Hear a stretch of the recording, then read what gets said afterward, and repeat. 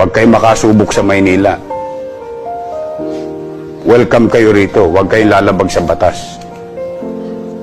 Nanahimik kami rito.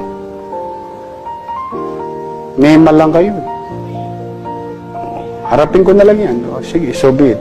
Face the consequences of my actions. But I will not stop. O, ngayon ako nananawagan. O, sa mga produkto.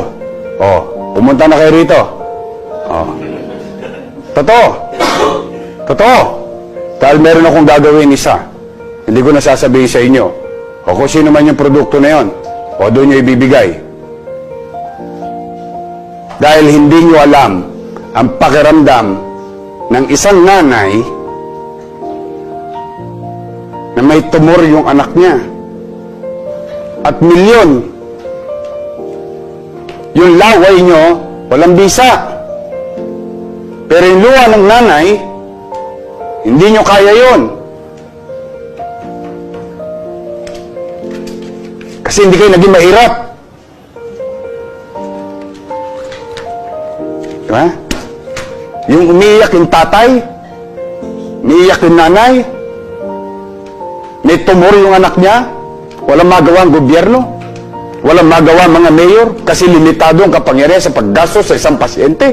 Dahil milyon, buhay niya. O, pumunta kayo dito.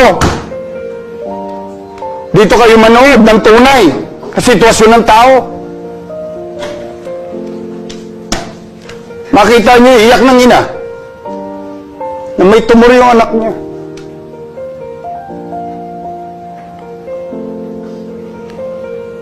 Magagaling kayo.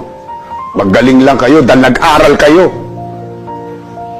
Pero pag-aral niyo hindi niyo ginamit sa makatwirang pamamaraan. Bakit? Palibasa? Maganda bahay mo? Panatag ka na? Oh, lahat ng mga produktong gusto magpa-endorso, i-endorso ko kayo. Pang-operahan nyo lang yung bata na yon. Puro kayo politika. Kala ko ba makabayan kayo?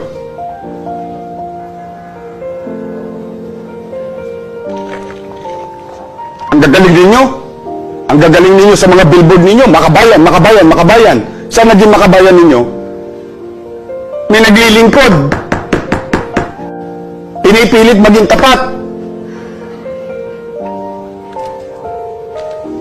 Saan na makabayan doon?